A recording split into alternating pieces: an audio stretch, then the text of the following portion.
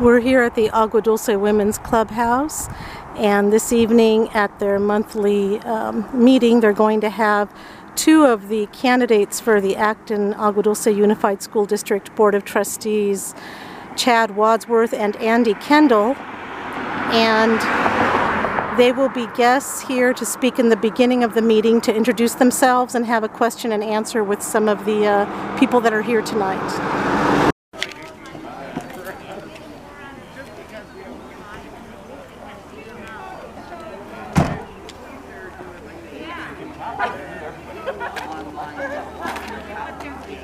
March. So nice to see everybody. So nice. The weather's decent, and I apologize. I had a light tower coming in, so we'd have some light, and it broke. And my husband's trying to get something working in the back, so we'll see. Meanwhile, welcome, and can we all stand for the pledge? Can we just approve our agenda? Does anything need to be changed or adjusted? And making a motion. And a second. Second. Thank you, Pam. Second in the back. All in favor? Aye. Any opposed? Any abstain? Okay. Thank you. This is so much easier than Zoom. I'm not going to freeze. Nicole, you're breaking up. Wait, Amazing. my Wi-Fi's going. Okay. So without I won't talk anymore. I'm going to turn it over. We have two school board candidates here. Who would like to go first? Okay, let's welcome Chad Wadsworth. Good evening, ladies. How's everyone tonight? Great. Thank you for having us out. My name's Chad Wadsworth. I'm a resident of Acton for the last 26 years. I moved to Acton when I was 13 years old. I attended high school in Palmdale. That was before Vasquez was built. Been married to my wife, Kelly, for 22 years. We're high school sweethearts. And we have two sons, Daniel and Cameron. Daniel's 17 and Cameron's 14. Over the last couple of years, I've started to pay more and more attention to what the school board has been doing and not doing. And in that same time, I've had several teachers come to me, parents come to me. The consensus overall has been that people are afraid to speak up to the school board and to the district out of fear of retaliation to their kids. And I have an issue with that. I don't think that anybody should be fearful for their kids' education because they voice their concerns. Everybody should be able to go and talk to the superintendent or the school board or the principals and get their concerns heard. And I've been able to accomplish it because I've been pushy and I've gotten in there and I've just kind of made my voice heard. I've had my conversations with Larry King and with Ken, the school board president, and but some parents aren't able to do that. Some people don't want to stand up and push the boundaries a little bit. So that's why I'm running. I'm trying to, or what I would like to do is bring the voice of the community, the concerned parents. I'd like to bring their voice to the school board and to the district and try to make things better for them.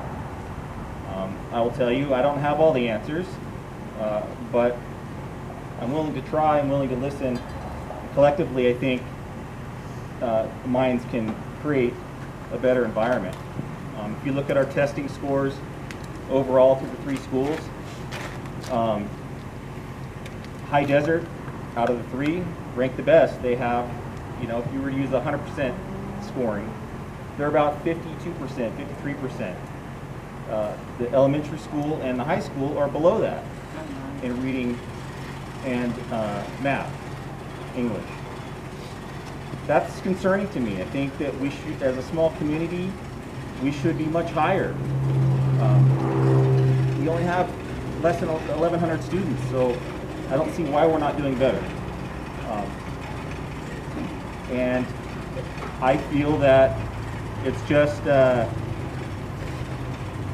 Nobody wants to make a wave. Nobody wants to say we should do something different. Everybody on the school board is kind of a yes man to Ken.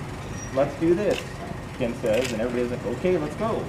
And occasionally get somebody to balk at it, but for the most part, it's kind of just steady as you go. Whatever Ken wants to do, that's what we're going to do. And I think more people should ask questions. So that's why I'm doing it. I got a full plate in my personal life. Kind of not something that I was seeking out to do, but more it sought me. And so that's why I'm here. And if any of you guys have questions and would like to know anything about me, by all means. I have a question. I was curious what your stance is on charter schools, and if a charter is within doing everything they're supposed to do, are you pro or con for charter schools? I am for charter schools. I think if charter schools can sustain themselves, for the most part, the testing scores are good and kids are learning and it's a fun environment, I have no issue with it. I think there's many ways to learn. For myself and my wife and my family, both of my boys were homeschooled until the 7th grade. They didn't attend public schools because we had issues in 2nd grade with my oldest, so we pulled him out at that point and started homeschool. And then Cameron came along and we just homeschooled him. Around about the 7th grade, they both needed more social interaction, so we took them to High Desert, and they thrived at High Desert. There's some fantastic teachers at High Desert, and that's why we came back into the public school system. Both of my boys are doing good. They both maintain A's and B's, and they've had great learning experiences.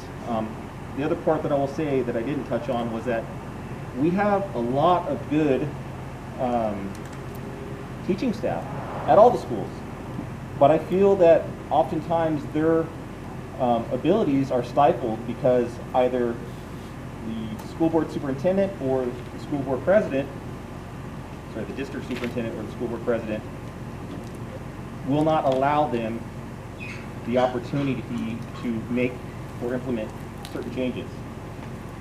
And it could be the smallest thing, but if it's not the way of the district or the school board, it doesn't get heard. Any other questions?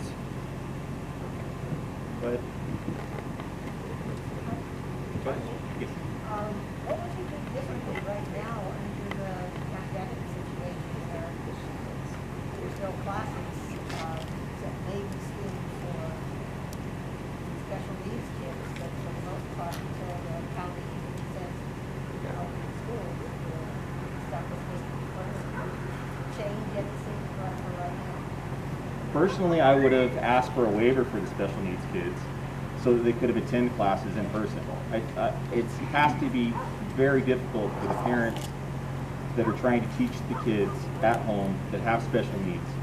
I don't see any reason why, because there are other districts that are allowing special needs kids and some of the lower grades to attend classes, and given that we are kind of in a remote area of LA County, I think if the district would have gone in and asked for the waiver and pled their case, that opportunity might have been allowed. But like most things with the district, we're always late to the race. You know, instead of being proactive in doing stuff, and for example, this distance learning right now. We knew at the end of the school year, last year, that we were in COVID. We were already distance learning. And instead of improving on what we had figured out in the last 5 or 6 weeks of class, everybody went on summer break, and they didn't plan until 4 weeks before school was going to start because they were hoping they were going to go back to school.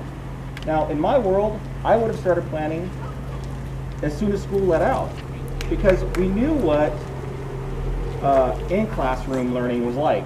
So a teacher could jump back into the classroom immediately and go back to teaching in a class. But we don't really know, or we didn't at the time, we didn't really understand how distance learning was going to work. There was still a lot of gray area. There was still a lot of mishaps dealing with Google Classroom and Zoom and all this stuff, that for the 2 or 3 months that they were on school break, most of that stuff could have been ironed out. We could have learned the computer systems. We could have learned how to use Zoom so that they didn't get broken into and kids weren't subjected to foul language and, you know, racist comments. But the district didn't. They waited literally until about 4 weeks before school was to start. And quite honestly, my kids didn't even know what their program was going to be until about 4 days before school started. I find that unacceptable, because if any of you moms have to work or dad has to work, in today's times, a lot of families, both parents have to work. There was no time to plan. And I think that you need to give parents, you need to give students time to prepare, especially when they're doing something that they're not used to. Anybody else? I will also say a little bit of my, I'm sorry, go ahead. I find that my personal problem with the school district is they don't listen to the parents, and there's not a good communication between like just the everyday parent Right. and the district. Yeah, that's, you're not the only one. You're probably the 15th or 16th parent that I've talked to that has that issue. Now, the district will say, oh, well, we have PTSO liaisons at the school. Personally, I don't want to go to Sandy and say, Sandy, these are my problems. Now will you go talk to Larry King? I want to go to the principal, and if that principal doesn't hear me out and deal with my issue, then I want to go to Larry King. And if Larry King doesn't hear me out, I want to go to the school board. And there should be no reason in the small community. We have less than 1,100 kids in the school. It's very small. It's not like we're going to Hart High where there's 3,000 kids just in that school. We are very small. We're a hometown. We're a small town. And that's why I live here. I want to be able to talk to my neighbors. I want my kids to feel safe. And that's ultimately why I'm here, is because so many people have come to me. Teachers. There's 4 teachers, 5 teachers, right off the top of my head, that I've had conversations with years ago, 2 years ago. And they're like, yeah, we can't say anything because our jobs are in jeopardy. When Dan Andreas was laid off or fired or forced to quit, however you want to, he was the principal at Vasquez. When they had that school board meeting, that was where it all started for me. I came in because Dan, I liked Dan. Anytime you'd go to a sporting event or a dance at the high school, Dan was always there. I found that to be appealing about him. My son felt like he could talk to him any time of the day. He was an Eagle Scout. He was a Scoutmaster. I too am an assistant Scoutmaster, so I had a connection there with him. But he had a difference of opinion with Larry King, and Dan had a difference of opinion of how the high school should be run. Egos got involved, and ultimately he was asked to leave or resign, or he was fired. Nobody really knows the truth, but anyways, he's not there. And I think that is the biggest failure, in my opinion, at this point, aside from testing scores within the district. And I would like to see that changed. But you're not alone, so don't feel like you're the only one that can't voice their opinion. Yes, ma'am.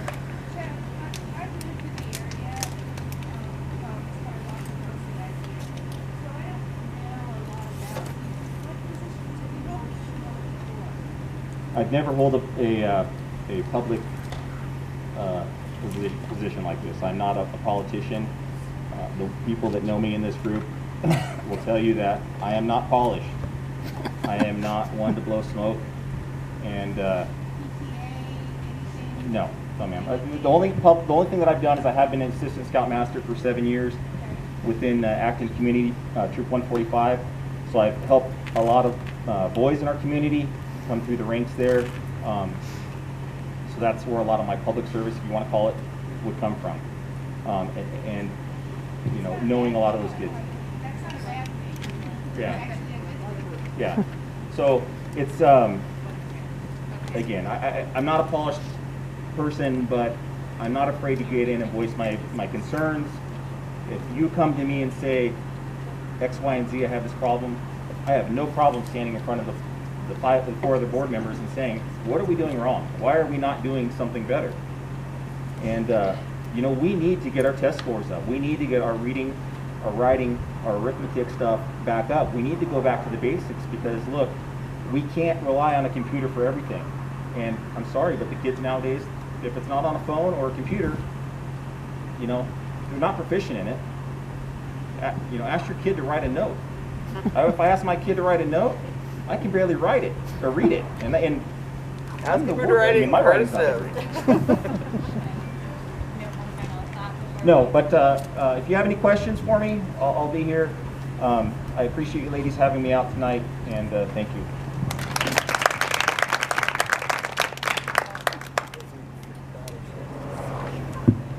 Okay, and now this is Andrew Kendall. Good evening.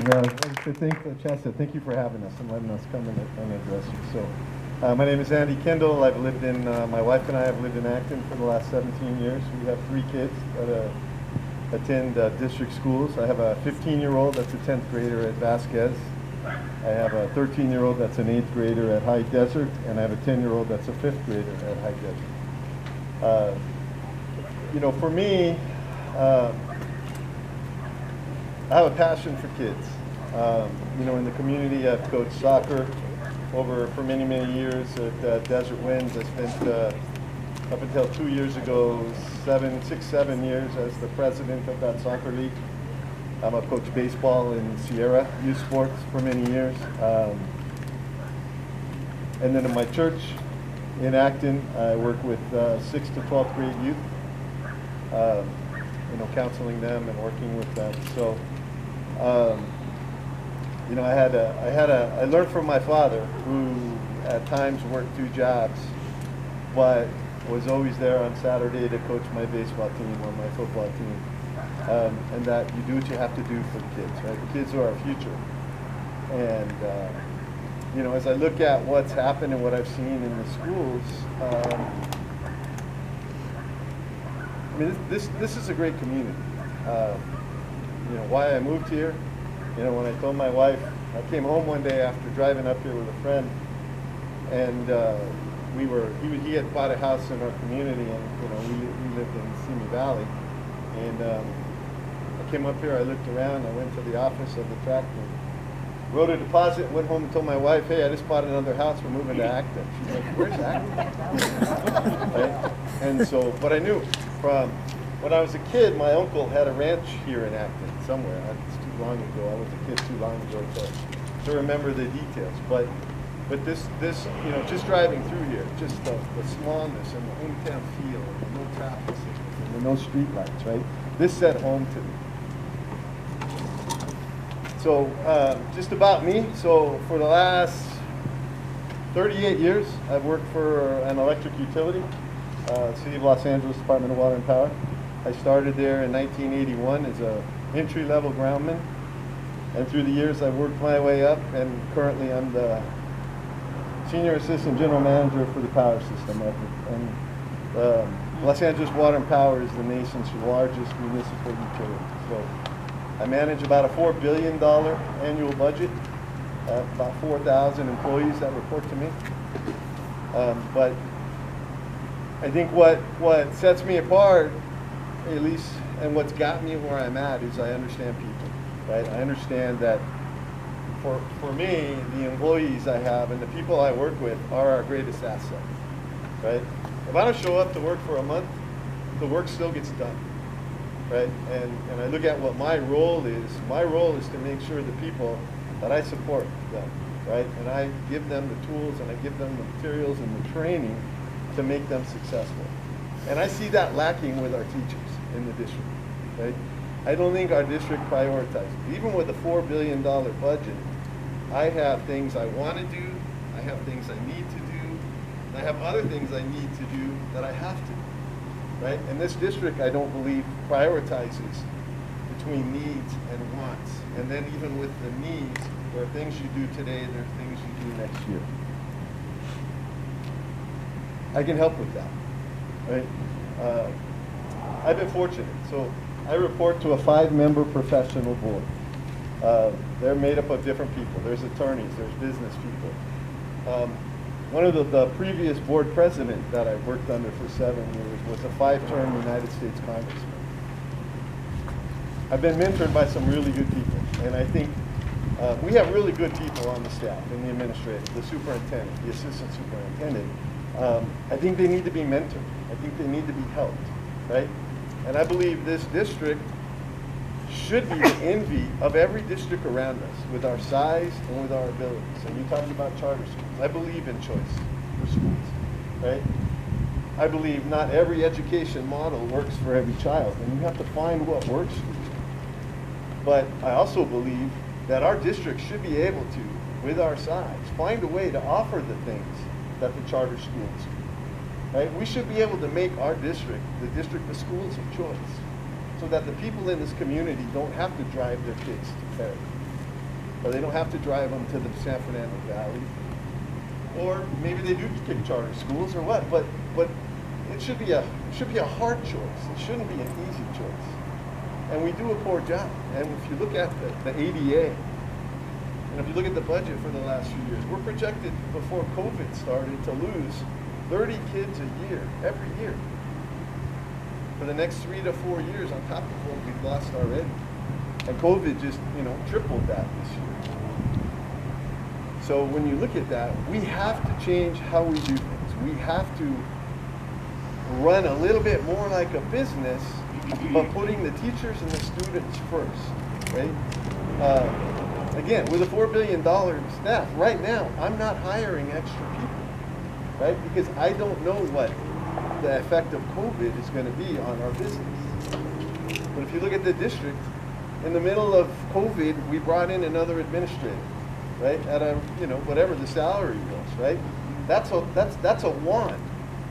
Or even if you feel it's a need, you have to be able to prioritize those needs and make good decisions. So now we're at a place where, sadly, we're losing the Meadowlark principal, right? I mean, that's a tragic thing, right? But we have an opportunity now to fix a wrong and say, let's not go hire another Meadowlark principal right now. Let's reassign somebody from the staff that we already have, that already has the credentials. And let them be the principal until we get through COVID, right? And take that money we would be paying for a new principal, and let's put that back in towards our kids, right? And put programs in place for our kids. I was pretty fortunate. When I got out of school, a long, long time ago, I started to go to college, right? And I was working in a market. I quit my job at the market, and I happened to run into one of my friend's dads who worked for Water and Power. I told him I quit my job, and he got me into Water and Power, right?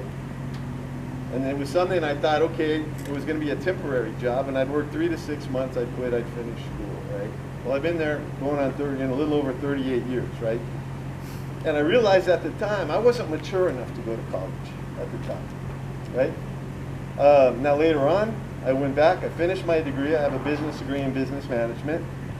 But at the time, I wasn't ready. But I was fortunate that I knew of the opportunity because I knew somebody, right? And we have to create opportunities for our kids that either aren't mature enough to go to college right away or may never go to college, right? And there are trade jobs out there that create lifestyles and great livings and benefits, right? But our kids don't know about that. And we need to create those, right? So I know in my company, we're piloting a program right now. We're starting phase 3 today, and we should finish it by the end of the month. So by December, we should be done and ready to roll this out. And it's a program through Trade Tech, LA Trade Tech, where kids who graduate from high school can take a 3-month course, and by completing it, it qualifies them to take 11 different exams with our company, right? And these are all jobs that have benefits, pension plans, health plans, right? These are careers. And those are the opportunities we have to look for, right? So I knew, you know, since I work in Los Angeles, I couldn't create a program for here, but I could create a program there, aim towards the students of Los Angeles, but keep it open so that the kids here could take advantage of it, right? And in the pilot we're doing right now, one of the 2020 Baskets High School graduates is in that program. So when he finishes that program in a month, he'll qualify to take 11 different exams to try to get hired in the pilot, right? But there's other opportunities with that we can do, right?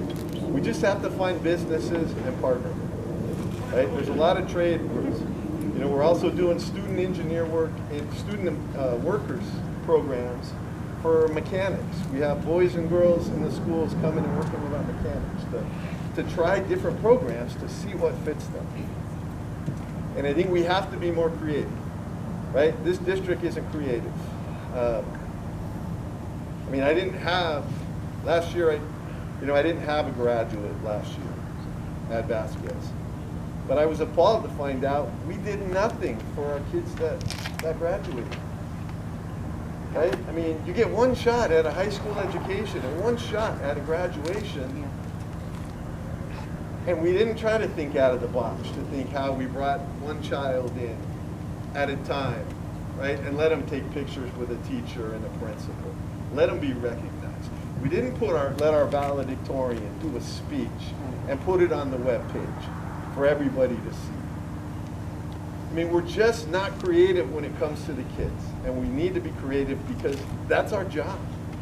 Our job is to teach the kids, right? Do I have the answers? Absolutely not. Not all of them. But what I will be is part of a team, right? Each one of us elected to the board becomes one member of a team. None of us have any more authority than the other, right? It takes all of us, a majority, to make a decision, right? But I'll bring that focus, the focus on the kids, the parents, right? Anybody should be able to come and talk to anybody, right? In my board, I've had employees come at the board meeting when I'm sitting on the dais next to our board and complain about me, right? And that should be that way, right? And I shouldn't take that personal, right? I tell all my staff, my job is to make your job better and easier, and if I don't do that, hold me accountable. I'm as accountable to you as you are to me. So if I don't, come, and if not, go to my boss. So with that, any questions?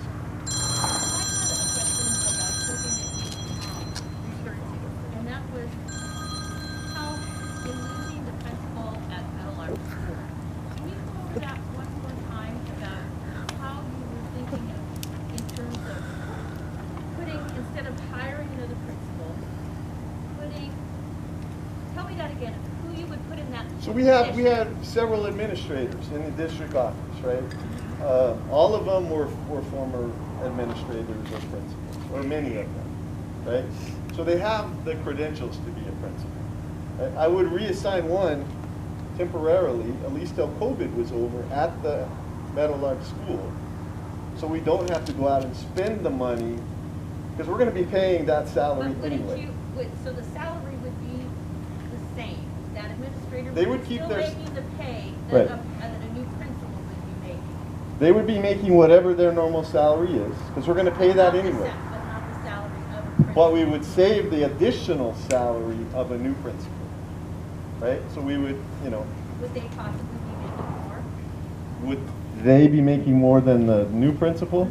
Possibly, but How does that make money? it saves money because we're going to pay their salary You're anyway. already paying. So say they made $100,000 a year, we're going to pay that. They would be over and above equivalent. Right. Okay. We would save the money the new principal. And that's one of the issues I have, if you'll indulge me for just a second, how this district goes out of the district to hire principals and administrators, right? They don't look internally. And to me, the success that we've had, we haven't had success with that, right? We have high quality teachers in our districts, that are heavily invested in our community, that understand our community. They understand the families. They have relationships with us. That would be phenomenal principals in our district.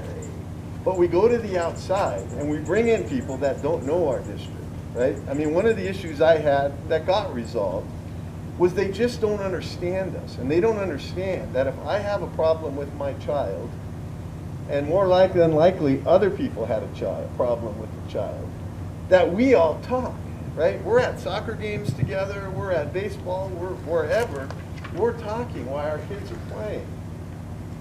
So when I went to the principal to ask about the schedule change, she said, "This is the first I've heard of it." And I said, "Clearly you don't know our community to understand that before I talk to you, I've talked to 5 parents that have told me they've already talked to you about it." Right? They don't understand our community.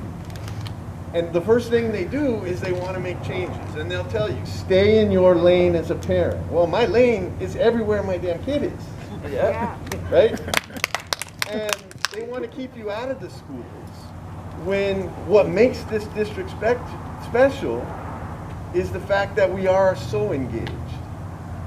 And we're like a family. I mean, I've coached so many kids in this community that are as much my kids as my own. Some of them I'd rather keep than my own. So, but I mean, that's the problem, right? The office is disconnected, and if you look at the makeup of the current board, there's one member of the current board that has a child in the school, right? And I don't think that works. I mean, not everybody has to, but you have to have people on the board that have skin in the game, right? If we don't meet our goals, if we don't educate our kids, if we don't bring our scores up, there's no impact on those board members who don't have kids in the school, right? And they don't know what's going on. So I have a multi-part logistical question. Okay, I'm a lineman by trade, so I'm really slow. The board is comprised of how many? 5 members. Are they all up for election? There are 3 people up, so there's 2 different elections, right?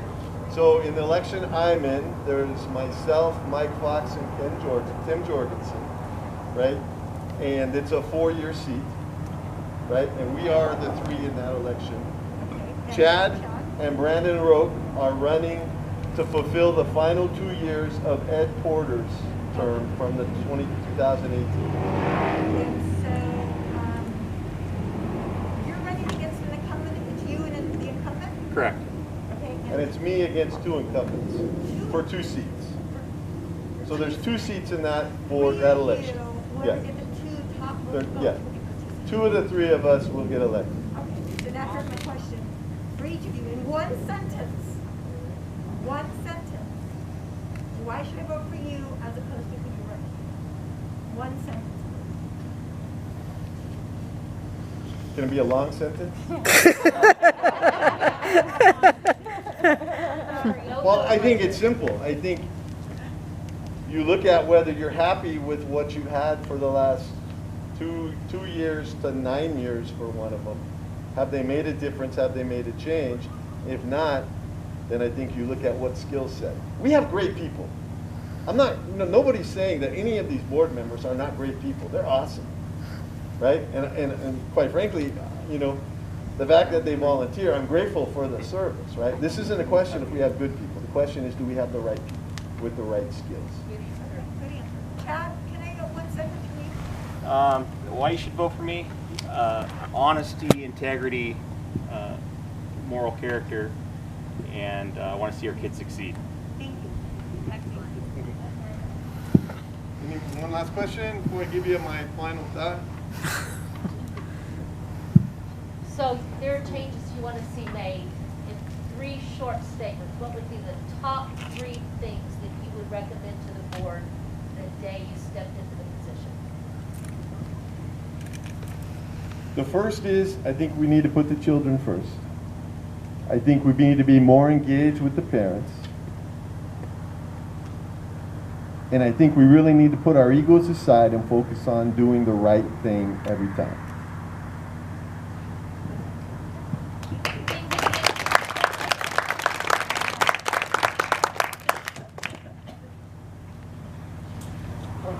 So there's flyers. If anybody didn't get one, raise your hand and I'll have Name Captain cards? hand one to you. Anybody want a name card?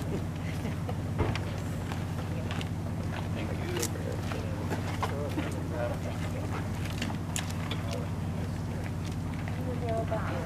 I do know Darren Buckley.